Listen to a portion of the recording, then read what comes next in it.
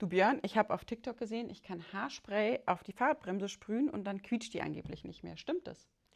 Also ich habe es ehrlich gesagt noch nie gehört. Ich würde es aber nicht machen, weil ich würde nichts auf die Bremse sprühen, was da wirklich nicht hingehört. Okay, und was kann ich dann machen? Also wenn du quietschende Bremsen hast, dann solltest du die erstmal mit Bremsenreiniger sauber machen.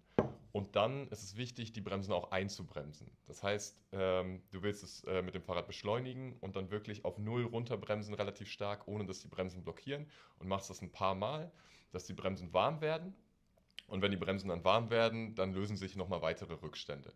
So, wenn das noch nicht gegen das Quietschen geholfen hat, dann kannst du noch die Bremsbeläge ausbauen, die so ein bisschen abschleifen mit Schleifpapier, nochmal mit Bremsenreiniger sauber machen und die dann nochmal einbremsen. Also 5 bis 10 Mal hochbeschleunigen auf 30, dann runterbremsen, ohne dass die Bremsen blockieren, direkt hintereinander und dann sollten sie nicht mehr quietschen.